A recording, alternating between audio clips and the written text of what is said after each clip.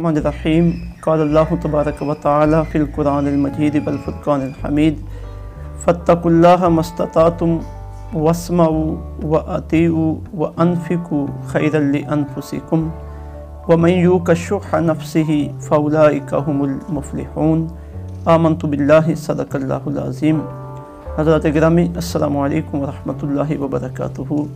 सूरह तग़ाबुन के अक़ाइद व ईमानियात के मुतालिक जो दरुस चल रहे थे, आज उस सिलसिले का आखिरी दरस है और इस सिलसिले में गुफ्तगू को समेटते हुए अल्लाह रब्बुल इज़्ज़त ने 3 कामों का अहले ईमान से तकाज़ा किया है कि जब तुम ईमान के दायरे में आ गए हो तो अब 3 काम तुमने करने हैं और ये तुम्हारी ज़िंदगी का लाजिमा होने चाहिए। सबसे पहला काम ये कि तुम तक़वा अख्तियार करो। जितना तुम्हारी क़ुव्वत है, जितना तुम्हारे अंदर सकत है और जितना तुमसे बन पड़े, तक़वा अख्तियार करो। तक़वा क्या है? इसका एक माना ये भी है कि खुदा से डरना, यानी खुदा से डर कर उसके अहकामात को बजा लाना। और इसका एक खूबसूरत माना ये बयान किया गया कि जिन कामों का अल्लाह रब्बुल इज़्ज़त ने हुक्म दिया है उन्हें बजा लाना और जिनसे अल्लाह ने मना किया है उनसे रुक जाना। तो फरमाया जितना तुमसे बन पड़े तक़वा अख्तियार करो। और दूसरा काम ये करो कि अल्लाह और अल्लाह के रसूल की बात को सुनो और सुनने के फ़ौरी बाद उसकी अतात कर लो।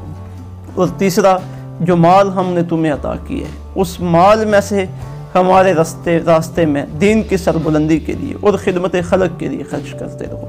तक़वा, समोतात और इन्फाक फ़ी सबिलिल्लाह, ये 3 ईमान के तकाज़े हैं। अगर ईमान है तो ये 3 काम करने में बंदा देर नहीं लगाता और ना ही कोई झिझक महसूस करता है। आज के दरस में सूरह तग़ाबुन की इख्तितामी आयात तय्यबात में इन्हीं 3 कामों का हमसे तकाज़ा किया गया है।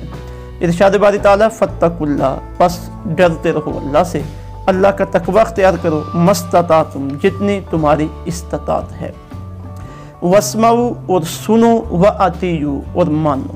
अल्लाह और अल्लाह के रसूल सल्लल्लाहु अलैहि वसल्लम का हुक्म, अपने अमीर का हुक्म जो तुम पे ज़िम्मेदार है, निगरान है दीन के एतबार से, उसका हुक्म सुनो और फिर उसकी अतात करो। व अनफ़िक़ू, और ख़र्च करो।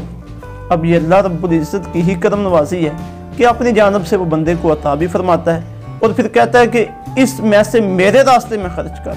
तो जब बंदा अल्लाह के अता करदा माल में से अल्लाह के रास्ते में खर्च करे तो अल्लाह कबूलियत की संद भी अता फरमाता है और कई गुना ज़्यादा करके फिर दोबारा भी अता फरमाता है और उसी को आखिरत में हमारे लिए जन्नत में जाने का सबब भी बना देता है। तो फरमाया खर्च करो अल्लाह के रास्ते में, खैरल लिअनफुसिकुम, बेहतर है ये तुम्हारे लिए।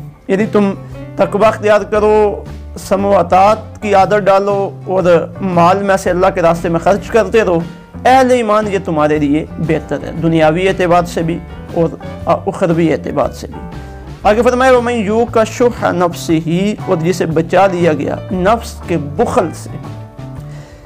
शुह्ह, इसका माना यह है कि नफ्स के अंदर बुखल भी आ जाए और लालच भी आ जाए। जब बुखल और लालच दोनों चीज़ें किसी के नफ्स में, किसी के दिल में जमा हो जाएं तो ये इंसान को तबाही की तरफ लेके जाती हैं। दिल सख्त हो जाता है और अल्लाह रब्बुल इज़्ज़त का नाशुक्रा बन जाता है और फिर बंदा मुआशरे के लिए बजाय फ़ायदे के नुकसान का सबब बन जाता है। तो फरमाया जब तुम ये काम करोगे अल्लाह के रास्ते में खर्च करने वाले, तो शुह से तुम्हें निजात मिल जाएगी।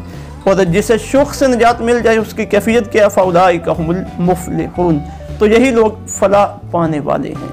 फ़लाह का लफ्ज़ कुरान पाक में बड़ा जामे है, दुनिया की कामयाबी के एतबार से भी और आखिरत की कामयाबी के एतबार से भी। और आगे जो इन्फाक का कहा गया था उसके मुतल्लिक़ इरशाद फरमाया जा रहा है इन तुक़रिदुल्लाह कर्दन हसना, अगर तुम अल्लाह को कर्ज़ हसना दोगे, युदाइफ़हु